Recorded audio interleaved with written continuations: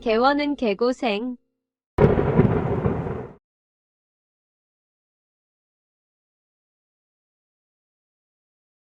안녕하십니까? 안녕하세요.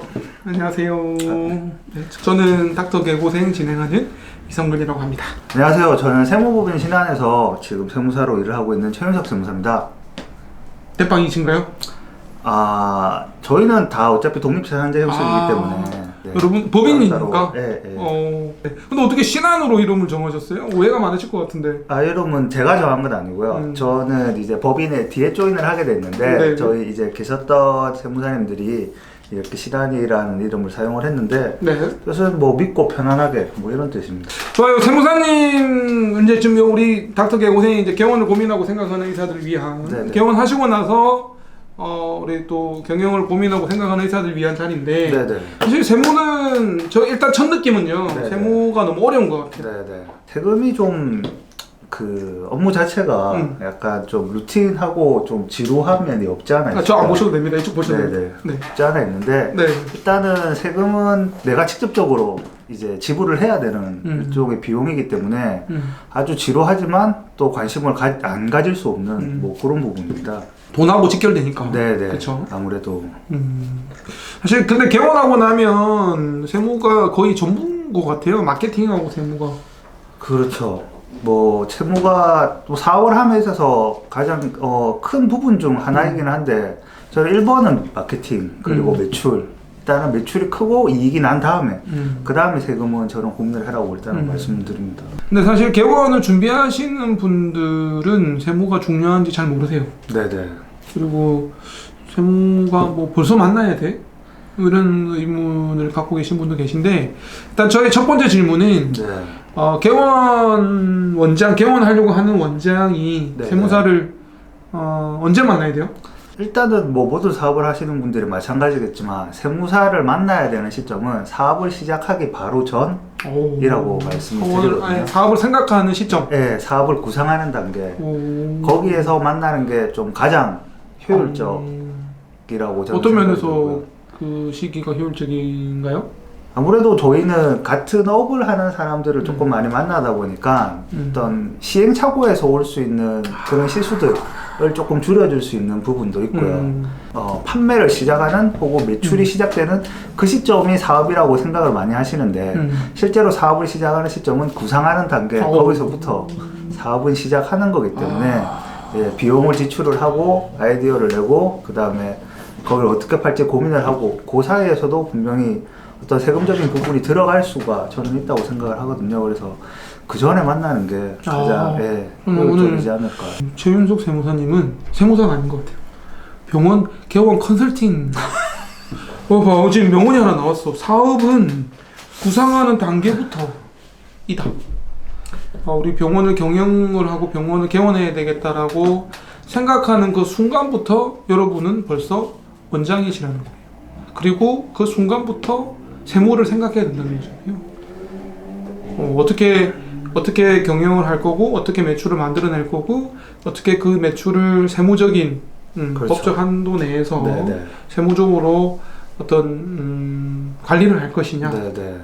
이런 거를 생각해야 된다는 거잖아요. 세무사님 네네. 사업자 등록을 빨리 해야 된다. 네. 이게 이제 첫 번째 아이템인데 좀 네네. 얘기해 주세요. 그러니까 지금까지 들었던 말씀이랑 이제 맥락이 통하는 내용인데 이제 처음 매출이 발생하는 시점부터 이제 사람들은 어떤 세금에 대해서 고민을 하기 시작을 하는데 실질적으로 매출이 발생하기 전에 반드시 선행하는 단계가 비용을 지출하는 단계거든요.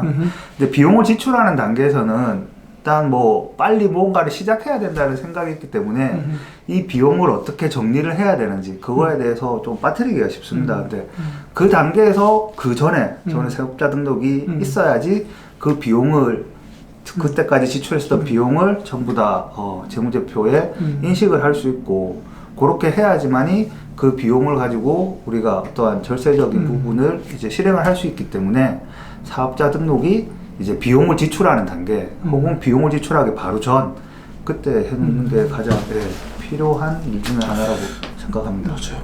그래서 여러분들께서도 이제 병원을 해야 되겠다라고 생각이 드신다면 저는 일단 세무사를 먼저 만나봐라. 네네. 이렇게 추천을 드리고 싶어요. 아까 시행착오를 줄여준다는 표현도 하셨지만 여러분들이 개원을 준비하는 과정에서 놓칠 수 있는 부분들 그리고 잘못해서 오히려 손해를 볼 수 있는 부분들을 다 찝어주신다는 거잖아요. 뭐, 예, 어쨌든 그 업에 있어서 어떠한 체크리스트는 분명히 만들어질 수 있으니까 그 부분만 챙겨도 조금의 시행착오는 줄일 수 있을 거라고 생각을 합니다. 심지어 이제 개원 준비 과정에서 여러분들이 쓰는 경비도 네네. 나중에 개원하고 나서 경비실을 할 수 있는 거거든요. 그렇죠. 되게 놀라운 사실인데 여러분들은 만약에 이제 개원 준비하는 과정에서 업체를 만나잖아요. 또는 은행에 간다고 택시를 타시잖아요. 또는 뭘 한다고 컴퓨터를 사시잖아요. 그게 나중에 다 경영하고 연결이 된다는 증거만 있으면 다 경비 처리가 되는 거죠. 맞습니다. 그거에 대한 연결에 대한 가장 강력한 어떠한 증거? 이게 사업자 등록이기 그쵸. 때문에 예, 사업자 등록을 내고 그 이후에 어떠한 지출을 하면은 전부 다 비용에 반영할 수 있다. 그렇게. 그래서 사업자 등록을 먼저 하셔야 되는 거고 요즘 은행을 대출을 받으려면 사업자 등록을 또 먼저 내야지 대출을 해주는 은행도 있기 때문에 네네. 내셔야 되고 심지어 사업자 등록을 안 내더라도 그 전에 영수증만 잘 모아 놓으시면 나중에 그 병원을 경영을 이제 개원을 하시면 사업자 카드가 따로 나와서 사업자 카드에서 쓰는 거는 따로 영수증이 필요 없이 다 경비 처리가 되는데요. 사업자 등록을 하기 전에 사업자 카드가 나오기 전에는 여러분들이 개원 준비에 관련된 그런 경비는 영수증만 다 모아 놓으시면 다 또 우리 세무사님이 경비 처리를 다 받을 수 있게 해주시는 거죠. 저는 해드리고 싶은데 이제 법에서 정해놓은 내용이 조금 있습니다. 그래서 이 부분은 조금 아시면 좋을 것 같은데 어떤 게 있냐면은 네. 사업자 등록을 내기 15일 전에 네. 사용한 비용은 사업이랑 관련이 있다고 해서 그거는 다 비용으로 인정을 해줍니다. 그러니까 만약에 사업자 등록을 내기 뭐 한 달 전쯤 뭐 인테리어를 한다라든지 뭐 한 달 전쯤 굉장히 큰 비용을 이제 사용을 했다라든지 하면은 이제 사업자 등록일을 조정을 해야 되는 거죠. 그러니까 예, 어떠한 큰 비용을 지출하기 전에는 일단 사업자 등록을 먼저 해놓으시는 게 좋다. 알겠습니다. 네네. 네. 사실 세무라는 일이 되게 좀 까다롭고 네네. 굉장히 뭐랄까요? 저희가 세무사나 국세청에서 자료 받는 거 보면 저는 그 문서를 해석하는 것도 너무 어려운 것 같아요. 네. 그래서 저는 그 문자 오면 세무사님한테 바로 전달하게 합니다. 전달하게 하고 세무사님께 이건 어떻게 해야 되나요? 물어보거든요. 일단 뭔가를 받았다라고 하는 거는 일단 평균에서 약간 벗어났다 이런 의미 확률이 조금 높거든요.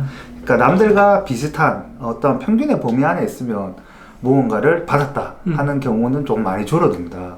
그다음에 이제 뭐 이 업의 특성상 이제 병원 같은 경우에는 뭐 이익도 많을 수도 있고 그다음에 뭐 매출도 클 수도 있고 그다음에 어떤 자산 증식도 많을 수 있고 하기 때문에 어떤 평균보다 조금 위에 있는 경우가 많은데 그래서 의사 선생님들이 이런저런 이제 뭐 조사도 받을 수도 있고 이런 일이 많이 있습니다. 예, 받을 수 있는데 이제 가장 여기서 핵심으로 생각해야 될 부분은 저는 평균이라고 생각을 하거든요. 예, 평균에서 크게 멀어지지 않으면 이제 그런 확률이 조금 많이 줄어든다. 그래서 이제 그거를 조금 생각을 많이 하면 좋을 것 같습니다. 그러니까 이제 이 평균이라는 의미가 남들이 안 하는 거를 좀 이상하게 많이 하거나 그렇죠. 또 뭐 차가 한 대고 많으면 두 대까지 되는데 또 차를 너무 많이 신고를 그렇죠. 하거나 상품권을 어느 정도까지는 괜찮은데 너무 많이 상품권을 그렇죠. 지출하거나 네. 또는 뭐 접대비가 뭐 어느 정도 한 달에 얼마인데 돈 너무 많이 쓴다고 네, 지출을 네, 하거나 이러면 평균보다 어느 정도 좀 높게 판단이 되면 네. 이제 또 오는 거죠. 네, 오는 거죠. 네. 그래서 그런 의미에서는 경비 처리를 할 때 평균을 좀 너무 벗어나지 않는 손이 필요하다. 네. 그 경비 처리를 하는 것도 굉장히 요령이 좀 필요한데요. 네네.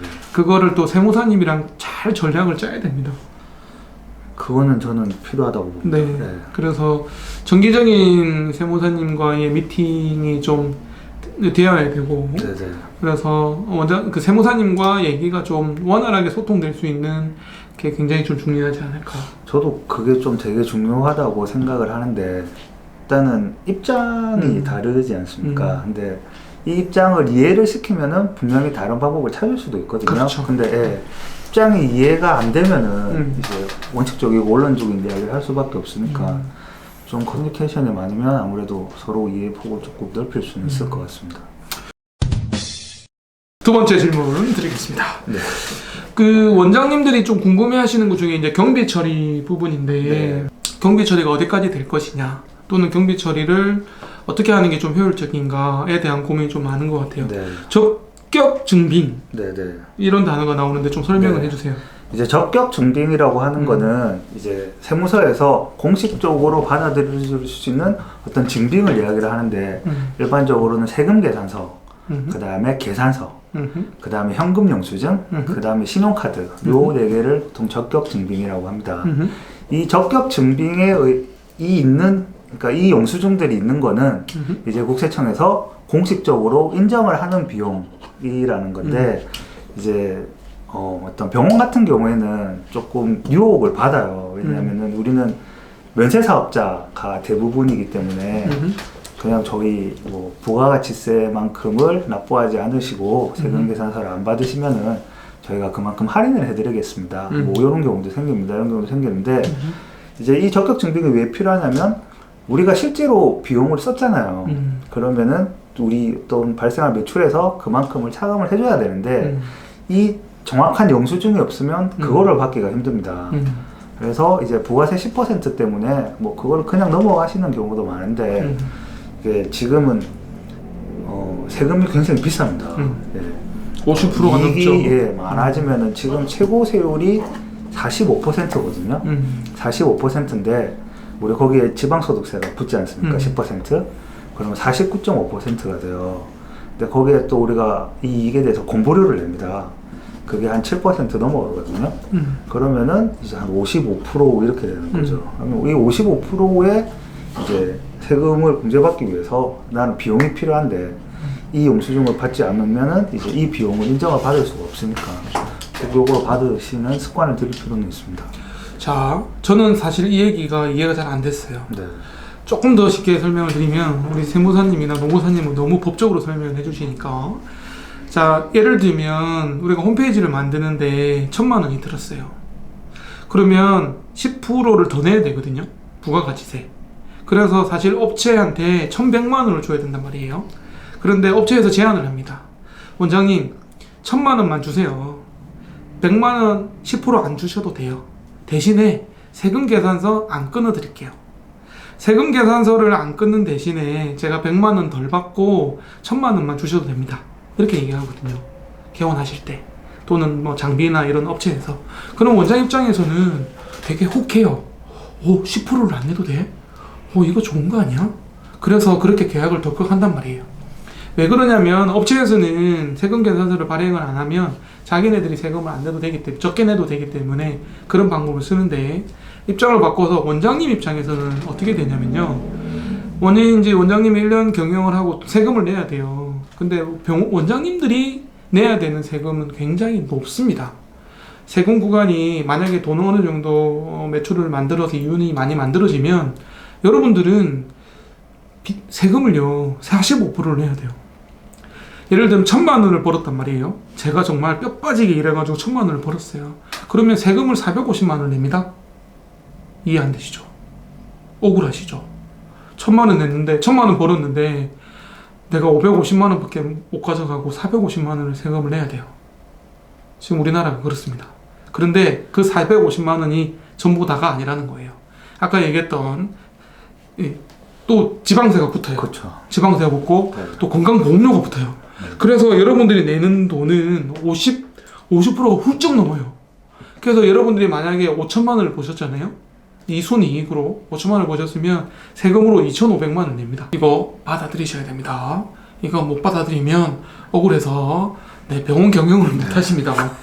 이거 저 받아들이기 힘들었습니다. 받아들이기 힘들었는데 자, 그런데 좋아요. 자, 내가 5천만 원을 벌었고 2,500만 원 세금을 내요. 그런데 그 홈페이지 만든다고 들어갔던 1,000만 원에 대한 세금 계산서가 없는 거예요. 근데 그 1,000만 원에 대해서 내가 10% 더 주고 세금 계산서를 1,100만 원을 받았잖아요. 그러면 1,100만 원이 내 경비 처리가 됩니다. 너는 1,100만 원을 병원에 경영한다고 썼구나. 그래서 내가 세금을 깎아줄게. 이게 되는데 만약에 그게 없으면 세금 구간이 더 높아지는 거죠. 네네. 맞죠? 네네. 정확하게 이해했죠? 네네네. 와, 핵심을 정확하게. 네, 이거 이해하는데 한참 걸렸습니다. 이게 그러니까 100만 원을 아끼려고 세금 계산서를 발급을 안 받으면 안 된다는 거예요. 네. 이게 이제 적격 정빙이라는 건데, 그러니까 적격 정빙이 크게 네 가지가 있다고 그랬잖아요. 그러니까 보통 단위가 크면은 세금 계산서를 다 끊어줘요. 그리고 두 번째는 잘 자란 것들은 그냥 종이로 계산서 끊어주면 돼요. 네네. 그런 것도 적격 정빙이라는 거고, 그 다음에 카드, 현금 카드 긁은 거라든가, 그 다음에 현금 영수증 이런 것도 다 카드, 내가 내 경비를 썼다는 거를 증명할 수 있는 증거예요. 그 적격 증빙이 되는 거죠. 근데 그게 없으면 여러분들이 훨씬 더 많은 세금을 내고, 또 그게 지출이 내가 만약에 예를 들면 5천만 원을 지출했다고 했는데 세금 계산서에 없어. 적격 증빙을 할 수 있는 게 별로 없어. 그러면 5천만 원 경비 썼다고 인정을 안 해줘요. 그리고 그 갭이 너무 크면 세무조사 나옵니다. 그래서 결론이 뭐냐? 무조건 세금 계산서를 받아야 됩니다. 무조건 영수증을 받아야 됩니다. 부가가치세 10% 안 내도 되니까 싸게 해드릴게요. 그러시면 안 된다는 거. 이런 설명해 주세요. 선생님 설명이 너무 완벽하셔서 더 이상 붙일 게 없습니다. 저 진짜 와 이거 이해한다고 너무 힘들었어요. 이걸 설명해 주는 선배가 없더라고요. 그냥 세무사한테 물어봐 이렇게 얘기해요.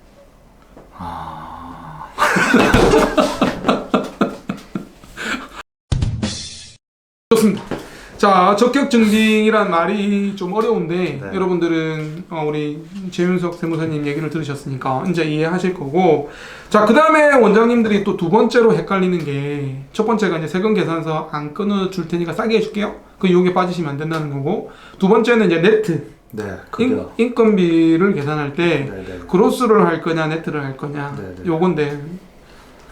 지금 이제 대부분은 그로스 방식으로 이제 급여를 계산해서 주고 있습니다. 그러니까 이제 세전 급여를 계산을 하는 거죠. 세전으로 연봉을 책정해서 계산을 하고 있는데, 넷 급여는 이제 세후로, 그러니까 실수령의 기준으로 계산을 해서 주는 거예요.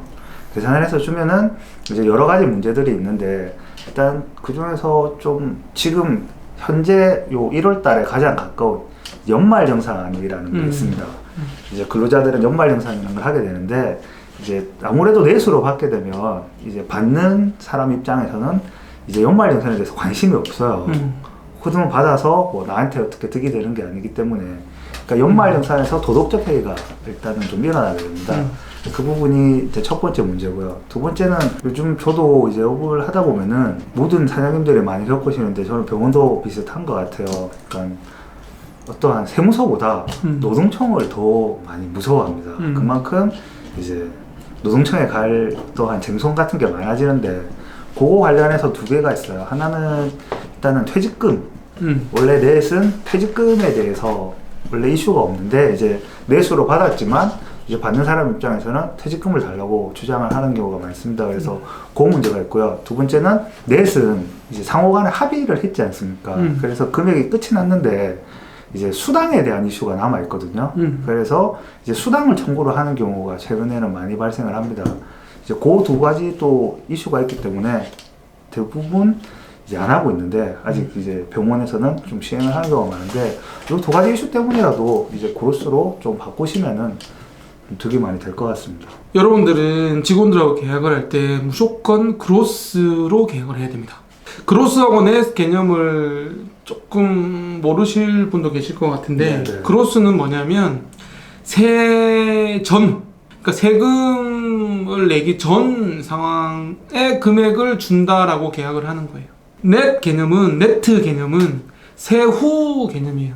세금을 빼고 세금을 제하고 금액을 준다는 개념이에요. 여러분들 봉직 생활 하실 때 어떻게 계약을 하셨어요? 대부분은 네트 개념으로 계약을 했어요. 네네. 어떤 의미냐면, 봉직이 통장에 1,000만 원 꽂아줄게, 1,000만 원 이체해 줄게, 이걸로 계약을 한단 말이에요. 자, 뭐 세금은 우리가 알아서 계산하고 네 통장에 1,000만 원 지키게 계약을 하자, 이게 네트 개념이에요. 근데 원장님이 병원을 경영하시면요, 이 네트 개념이 상당히 안 좋습니다. 제가 봉지기 봉급을 예를 들면 1,600만 원을 준다고 쳐요. 봉직의사한테 월급을 1,600만 원을 주려면 원장 입장에서는 돈을 2,500만 원 지출하거든요. 세금이 어마무시합니다. 놀라셨죠? 여러분들이 만약에 1,600만 원을 봉지기 때 받으셨다면 그 원장님한테 2,500만 원을 실제로 준 거예요. 900만 원이 세금으로 나가거든요.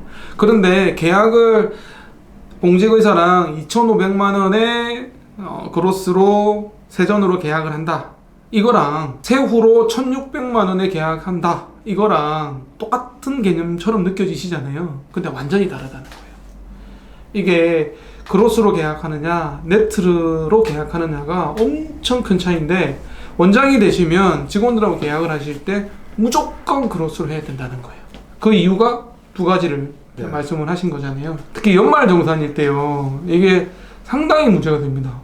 이거 뭐 별 문제가 안 되는 거 아니야? 어차피 실수령액은 똑같고 뭐 원장이 나가는 돈은 똑같은 거 아니야? 이렇게 얘기를 하는데, 자 생각해 보세요. 네트 개념은, 그로스 개념은 세금이 포함된 개념이잖아요. 그래서 연말정산을 직원들이 해서 직원들이 받아가요. 그래서 열심히 연말정산을 합니다. 다 신청하고, 왜냐면 자기가 다 가져갈 수 있으니까. 근데 네트 개념으로 계약을 하면요, 열심히 해봤자 자기가 못 가져가거든요. 그래서 열심히 안 합니다, 연말정산을. 그러면 원장님들은 손해예요. 세금을 내가 다 내줬는데, 세금을 많이 내서 세금을 환급을 받아야 되는데, 그 직원이 세금을 환급받기 위해서 연말정산을 열심히 안 하면 원장님들은 세금만 잔뜩 내고 연말정산 못 받는 거예요. 그게 첫 번째. 그래서 무조건 네트 개념을 하시면 안 됩니다. 자, 두 번째는 뭐냐면, 네트로 계약을 했어요. 네트로 계약을 했는데도 불구하고 노동자들이, 근로자들이, 직원들이 달라고 합니다. 연말정산을 내가 열심히 해서 했는데 왜 원장님이 가져가시냐? 근데 계약은 네트로 계약을 했어요. 내가 세금 다 내주고 원장이 세금 다 내주기로 계약을 하고 했는데, 연말정산하면 세금을 많이 내준 거에 대해서 가져가는 건데, 그 세금을 많이 내준 원장이 가져가야 되는 게 맞는데, 직원들은 제가 이것저것 다 해가지고 받은 건데 왜 내 보너스인데 왜 원장님이 가져가요? 이거 이상한 거예요. 저 주세요. 이렇게 얘기해요. 오늘도 한거 봤습니다. 그래서 원장님이 무조건 네트로 하시면 안 됩니다. 세 번째, 자, 이런 문제를 가지고요, 네트가 되게 애매한 게 많거든요. 자, 그러면은 네트로 계약을 했는데 수당은 어떻게 할 것이며, 시간의 근무는 어떻게 할 것이며, 퇴직금은 어떻게 할 것이며. 사실은 네트 개념하면 퇴직금 안 줘도 되잖아요. 네. 그런데 퇴직금 없으면 근로자들은 노동청에 고소하거든요. 왜 퇴직금 없이 나는 계약했다. 원래 퇴직금은 주게 돼 있습니다. 그쵸? 네네. 그런데 그로스로 해야지 나중에 퇴직금을 줘도 원장님한테 조금 덜 그거 한데, 네트로 했는데 나중에 퇴직금 안 준다고 또 소송을 걸어요. 아까 그 원장님께서 말씀하셨던 그 세전으로 얼마 하셨죠? 2,500. 네, 세전 2,500 그분이 얼마 받아가시나요? 1,600. 네, 1,600 받아가시잖아요. 그럼 그분은 나중에 퇴직금 청구를 2,500만 원 기준으로 합니다. 네, 그러니까 금액이 굉장히 많아지는 거죠. 그러니까 퇴직금이 이제 이 쟁송에 있게 되면 이제 원장님이 생각하시는 것보다 규모가 더 크다는 거죠. 예. 그러면은 그 계약으로 원래 퇴직금을 그로스하면 줘야 되는 거 아니에요? 그러니까 원래 그로스 하면 줘야 되는데 아까 그 말씀하신 대로 넷으로 1,600만 원 받으신 분이 이제 퇴직금 관련해서 그분이 만약에 소송을 해요. 그러면은 이제 원장님이 생각하시는 금액은 1,600만 원이실 건데 그분은 2,500만 원을 청구를 한다는 거죠. 예, 그래도 2,500만 원 줘야 되잖아요. 예, 예. 이런 여러 가지 문제가 되는.